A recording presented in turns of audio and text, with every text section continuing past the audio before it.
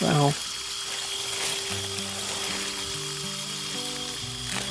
Ooh. Oh, yeah.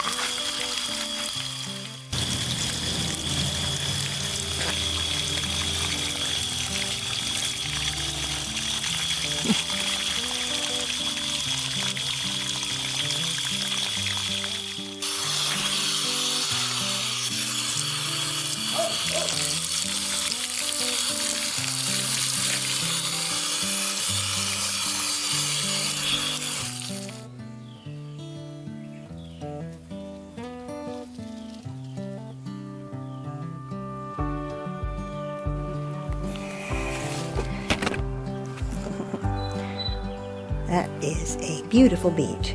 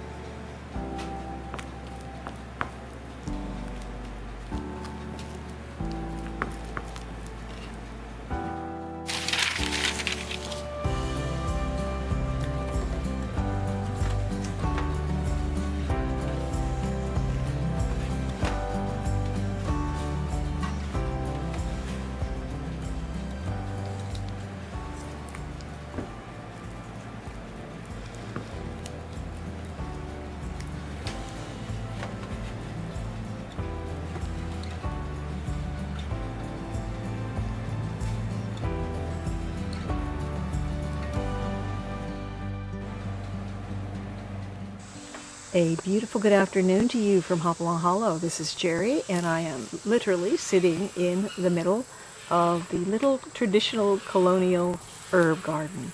This is a pretty small garden, and I mentioned a few weeks ago that I will come back to this garden when things were growing a little more lushly. Talk about the plants that are here and their uses, just to show you how many plants you can fit into such a small traditional herb garden space. And of course I'm joined by my dogs, Who is this? There's Keats. And he follows me wherever I go. I'm out here. He's always by my side. Discuss the myriad of plants in this garden. I want to thank you for visiting my Hopalong Hollow Emporium online in the last video, which was the first Emporium short that I had done. I want to thank you. I didn't know how that would turn out. It turned out to be quite wonderful. It was very successful, and I want to thank those of you that watched, and those of you that left comments, and those of you especially that purchased a little chicklet, because we sold all of them right away. And we're going to be doing another Emporium probably very soon, possibly in the next week. But this time I'll give you a heads up on it in the community post so you'll know what's coming and when. So let's get on with our herb garden. One thing I love about a little garden like this is the compartments, because this is split into several different areas, clearly identified as little pie shapes or triangles. There are 8 triangles to plant in. There are about 9 pots, and there's a little circular planting area beneath that large green pot. Now, when you've got these separate and distinct areas for planting, you can amend the soil accordingly to the plant's likes and dislikes. So you can, in one section, have moist, rich soil. In another section, you can have well-drained, sandy soil, and then you will plant your items accordingly. So I really love that fact that you can really get all sorts of different plants that like different conditions, and there are little microclimates in here as well. Before I go over all the herbs in this garden, I want to talk about one of my favorites, and that's lavender. Everybody loves lavender, isn't that right? But I have a love-hate relationship with this plant, because I either can make it thrive, I can get one that thrives for years and years and years, or I can have a plant that within a matter of weeks is dead as a doornail. It's such a frustration for me, and I believe it all has to do with how they've been planted. When I took a little batch of lavenders, I guess I had 10 of them, and I was in kind of a hurry to get them in the ground, and they were doing fine, and then suddenly it looked like every single one of them was turning brown and crusty and looking like this. So what we want to do with this plant is diagnose the problem and see if we can do anything to save the plants. So in looking at this plant, it's just getting all dry and crusty and looks like it's just dying. It looks like it's dying of thirst. But when I looked it up online to see why a lavender plant would be turning gray like this, it actually said that it was getting too much water and that the roots were probably rotted. I dug this one up, and it does not appear to me that it has any kind of root rot. In fact, it seems a little dry, actually. So I'm still at a loss as to what is wrong with this plant. Now, this plant does get plenty of sun here in the afternoon. Right now we're in the shady part of the day, but it's actually in a really good location for lavender. So I'm going to assume it's the way it was planted, and I'm going to show you a method that has worked for me really well in the past as far as planting lavender, and we're going to try to save this poor fellow right here. So what I'm doing here is I'm going to amend the soil, but not in the way you would think. I'm not trying to give the lavender a rich soil. I'm trying to give it a well-draining soil. And this was already a pretty rocky soil, I thought, but it's very, very much clay. And I had it amended before with compost, but I guess it didn't do the job. So what I'm doing, I'm adding sand, a little more compost. That's for the drainage, really. And I'm going to add a bunch of vermiculite. I'm just going to really work it into the soil. And I'm going to just dig pretty deeply. I'm going to go down about 6 inches and really work it all in. I've really worked on the soil. I've made it nice and loamy. And I've dug pretty deep, so I've dug down about 8 to 10 inches beneath here. So there's lots of substance in that soil underneath. But then I'm going to take this soil and I'm going to build it into a nice little mound. And I'm going to plant my lavender right in that mound. So here we have our nice little mound, and we're putting our plant back in. You know, it can be so frustrating when you come home with a healthy plant and you think you're doing everything the right way, and then you end up with something that just seems to be dying right before your very eyes. So I guess it pays to plant it properly the first time, and then you won't be doing what I'm doing right now. This one's gone into a mound. I hope it has some improvement. These other ones were originally planted in mounds, and the way to keep them in the mounds, to keep the mounds intact, that is I just have to put wire around them, just to surround them in the wire, and that generally keeps it in pretty good condition. You don't have to just put herbs in your herb garden. In this triangle, I've planted the strawberry runners that were all the extras from the other strawberry beds. I just put them in today, so they're rather wilty at the moment. But this was an extra space that I had, so you can always use strawberries in your herb garden as well. Fills in, it'll be a beautiful, lush strawberry bed for many, many years to come. And my only problem will be the fact that the runners will want to go all over this garden. But that won't be for a little while. In the meantime, I love the combination of the glossy, serrated green leaves to the dusky green of the lavender plants, provided the lavender plants survive. You never know around here. Who knows, next year this may be full of catmint instead of lavender. I hope not. Here in the corner we have a nice comfrey plant, and comfrey is also a medicinal herb. The wonderful thing about comfrey is its roots just bring nitrogen up to the soil level. They just go out there and they mine for nitrogen. So this is really a good plant to put near fruit trees, and in this case, near the strawberry patch. In fact, in the strawberry patch. Now these can get quite large. So this is really quite a beautiful plant that produces some purplish flowers. And as I said, these leaves are full of nitrogen and nutrients. And what you can do after this blooms, cut it all the way down to the ground. It'll start growing all over again. And then you can take these leaves, put them in a bucket, cover them in water, and cover it up for about 2 weeks, and it makes a very rich fertilizer tea for your plants. It smells to high heaven. I made some, but it does actually work pretty well. So this is comfrey, and underneath the comfrey is my poor little baby right here. She is recuperating. This is one of my baby chicks who was attacked by a predator. Actually, I've been keeping her in the house with me. It's the first day I brought her outside to be in the garden, but she's feeling poorly. She was attacked by something. I've been treating her wounds, giving her antibiotics, and she'll be okay. It just might take a little while. She's getting real spoiled right now. Her name is Licorice. You can see why.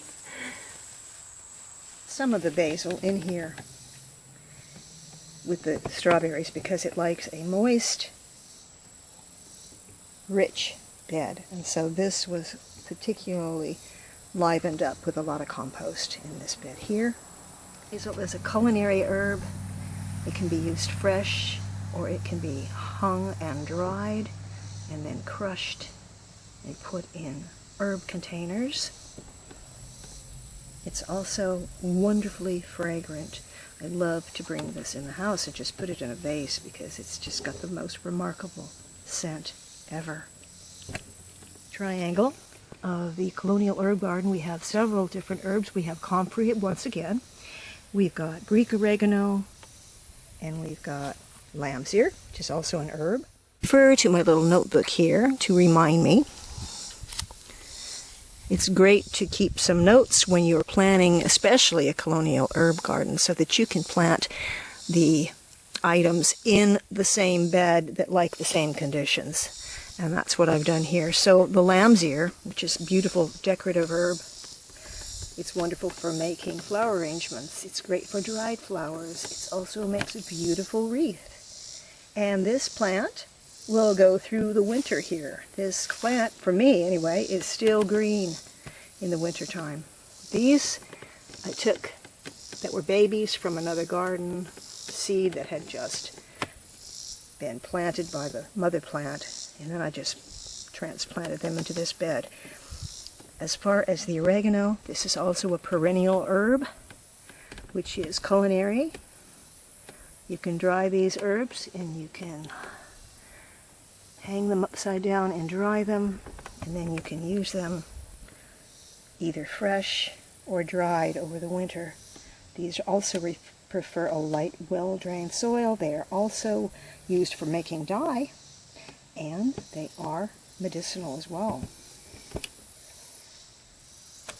Two bergamot plants. Bergamot, also known as bee balm. This is already bloomed. There are only about 5 bergamot plants here. But bergamot spreads underground, and it's perennial, so I expect this to be a lot nicer and fuller next year. What I'm going to do now, since it's already bloomed, I'm going to cut it about 5 inches from the ground and let it start all over again. I really love thyme. Creeping thyme. I love the fact that it's a wonderful ground cover, the teeny tiny delicate leaves, the way it just spreads lushly across the surface of the soil, that it comes in so many colors: silver, gold, deep green, and even variegated shades. And of course, it's a culinary herb. It's also great for just herbal scents to make potpourris with, and sachets. It's just a beautiful, beautiful, sweet and delicate herb. Here we have a really nice patch of yarrow. Now I've already cut the flower heads off, and they make wonderful dried flower arrangements. Also great in fresh flower arrangements. But once they bloom, I cut them down. I hang them upside down generally for use in winter flower arrangements, and then it starts growing all over again. Now I know it looks like a tangled mass of little fine and ferny foliage, and that's pretty much what it is, a tangled mass. But I love the difference and the combination of these leafy stems compared to, say, the rosemary that's growing next to it, catmint, the obedience plant, and the nice broad leaves of the Joe Pye weed. I think it makes a nice contrast. Now, you can grow it in gold, pink, a deep red, and then this one was white. We did plant some yellow in here, but the seeds did not germinate, unfortunately. This is lemon balm. It's actually a mint. It likes well-drained, dry soil. In fact, lemon balm will survive in the worst conditions you can imagine. There is one thing, though, I will warn you against lemon balm. It's so invasive. Put it in a pot. Do not put it in the ground unless you want fields and fields of it. And that is what has happened here. I just bought a tiny pot of it once, put it in the garden, and now it's everywhere. And I'm always pulling it up and throwing it into the compost heap. But it's safe in a pot, and make sure you pick off the flowers before they go to seed. Their flowers are pretty nondescript and very unimpressive. However, lavender balm is great for cosmetic uses. You can make all sorts of soaps and salves with it. It's a culinary, it makes wonderful tea, and it is also medicinal. So lemon balm smells great between your fingers, and it does smell just like lemon. It's just really lovely. Just watch out for it, because it will go crazy. A very young rosemary plant growing in a pot. It's a very woody plant. It's a perennial. It basically likes well-drained soil, and it is such a fragrant and wonderful, wonderful herb. It's great for culinary uses, of course. It's great for medicinal and cosmetic uses. But I just think it smells fantastic. And that's why I grow it. This is a really small one. I've got a huge one in the potager. I'll show you that one. Catmint. Mint, also known as nepeta. And it's also very tempting to grow this instead of lavender, because it has the same appearance as lavender, although you're missing all that wonderful scent. This is a mint, of course, so it has a minty scent, but it produces beautiful spires of purplish blue flowers, just like a lavender plant. And it's a lot easier to grow, I can tell you that. It's just not so particular from me in this humidity of East Tennessee. This just likes a poor soil, rocky soil, doesn't need a whole lot of care once it gets going. And these are fairly young plants here, which came back from last year. Mr. Peabody is not supposed to be in here. Mr. Peabody, this is off limits to you, Mr. Peabody. You must leave immediately. This is the lovely little flower on the borage plant. Now the plant itself, the leaves looks a lot like comfrey, but this herb is actually not comfrey. It is edible, has edible flowers, so it's a culinary plant. It likes light, dry soil.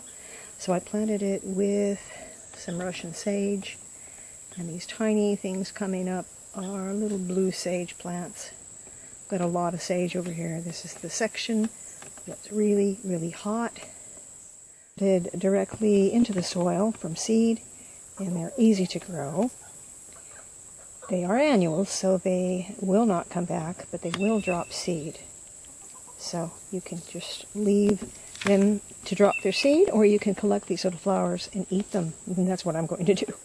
Here we have some meadow sage. I like to put a lot of sages in. I love to use garden sage in cooking. I also love the scent of the leaves and the flowers. It's just beautiful.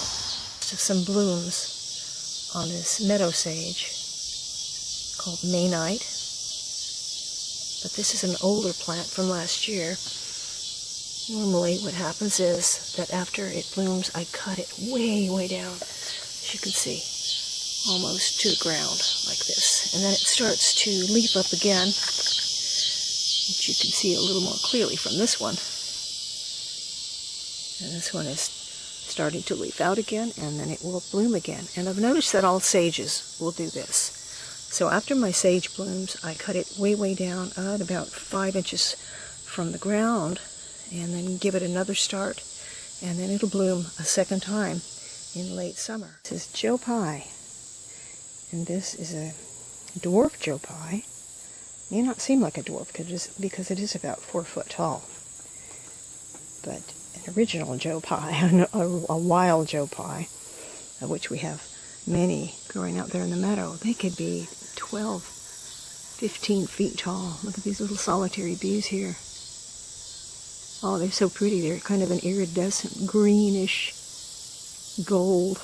Pretty little solitary bees. But I love the big flower heads on the Joe Pye. It's kind of a pinkish purple. This is an ornamental herb. Ornamental, great for dried flowers or fresh flower arrangements. A little herb, which is quite small right now. Planted this from seed in a pot about 3 weeks ago. Called Anise hyssop. It's a member of the mint family, and it actually has the scent of licorice, anise, and mint. It's a wonderful addition to an herb garden simply because of the scent. This grows about 32 inches tall, and it produces beautiful purple spikes. The fragrance alone is enough to want to put it in an herb garden. It's culinary. It's great for potpourri. It attracts lots of bees and butterflies. And as I said before, it tastes of anise and mint. It likes light, dry soil. It's perennial, so it will come back for you year after year once you get it established. I've had a little bit of trouble getting this one started. I mean, here we are in August, and I've only got this tiny little thing. But where there's a will, there's a way in the gardening world, right? Also attracts hummingbirds and butterflies. It's a favorite with beekeepers, actually. It's best planted outside in the fall or the early spring. So when the cold is past, you can place the seeds in moist sand for 4 weeks, or you can put the packet in your refrigerator. It wants that little period of cold. But I just popped a few more seeds in here.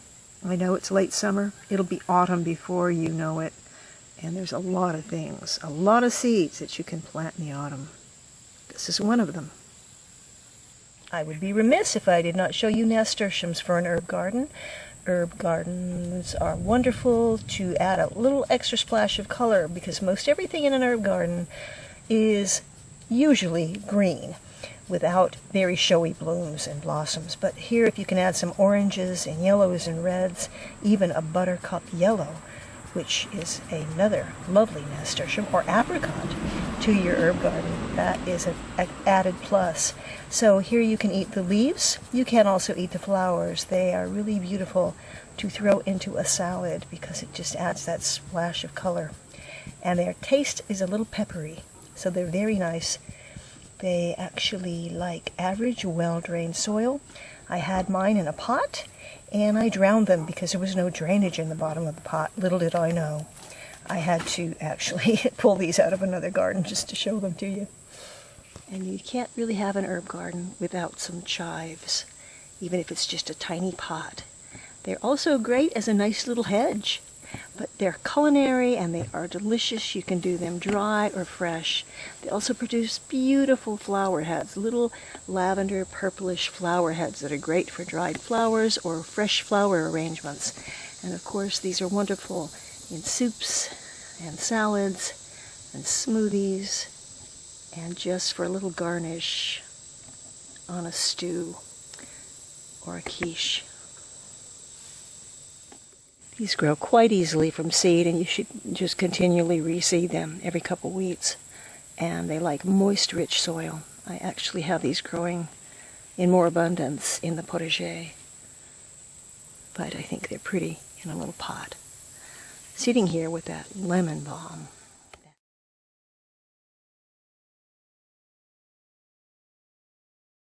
So before we go enjoy that beautiful beet salad, I want to show you here in the potager how large a comfrey plant can get, and also how large a rosemary plant can get. Because if you have a really small space for your colonial herb garden, you may want to think about putting that rosemary in a pot, which is what I did over there. It isn't that much of a problem if it gets huge because you can just keep thinning it out and cutting in those outer leaves, but you can just see how really, really beautiful this plant is. And then of course the rosemary can really get huge. I guess this one's, it's not enormous, but it's probably 3 feet wide and close to 36 inches tall. So that's a rather large plant for a small herb garden. Now, let's go have some salad.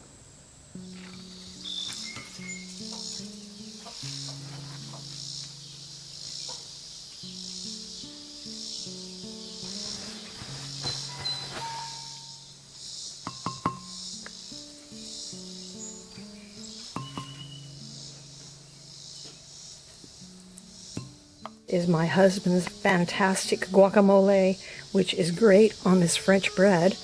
Is a great way to serve it. You can eat it on the side with the French bread. And at one point, I will give you the recipe for this fantastic guacamole. It's different than any other guacamole you've ever had. But it's not my recipe, it's James's recipe. Thing we learned in home ec class long ago when I was in junior high was that when you're making a meal, it should be not only nutritious and delicious, but also very, very colorful. And this is just about the most beautiful beet salad I've ever seen, because all my beets were different colors, and it's like a rainbow beet selection. These are the beets that I grew in the garden. They're called Seeds of Change, colorful beets. And I got all those beets that you see on the front, but the yellow ones, I didn't get any of those yellow ones growing. Now I still have several in the ground, so they may still be there. But these grew really nicely for me, and it's actually time to plant beets once again. I got this recipe out of the Mediterranean cookbook, and I have never tried it before. I know I'm going to love it anyway.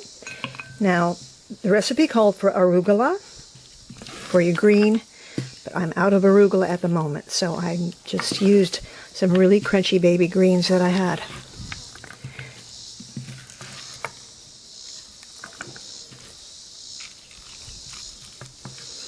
It also called for slivered almonds, but I had smoked almonds, which I chopped in half. And it also called for ricotta cheese, and I used sharp white cheddar instead. So you can amend the recipe to whatever you like, obviously.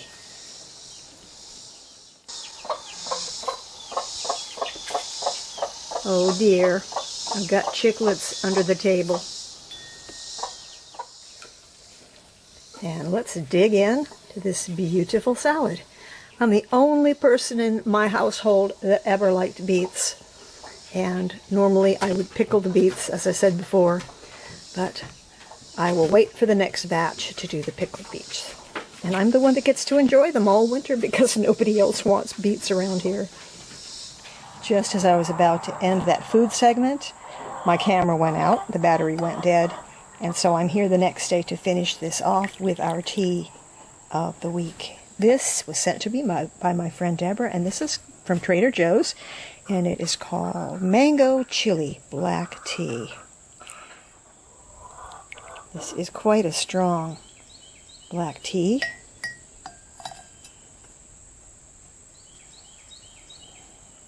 And I love it, I can tell you that already. You've got the benefits of the strong black tea. And then as you're sipping it, you can taste a hint of mango. But it's after you've swallowed that drink, that first sip of tea, that you get a hint and a peppery taste of that chili. And that's what makes it really good. I absolutely recommend this tea.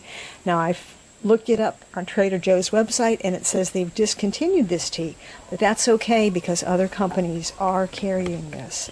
And it is called, once again, just look for a Mango Chili Black Tea. Just a reminder, we will be having another Hopalong Hollow Emporium sale within probably a week to 10 days. I will put it on the community posts in advance so you'll know about it. And just to give you a little hint of who might be there, you've got a couple little people here in the back that are having tea with me today. So, from Hopalong Hollow, this is Jerry, and I'll see you next time. Bye.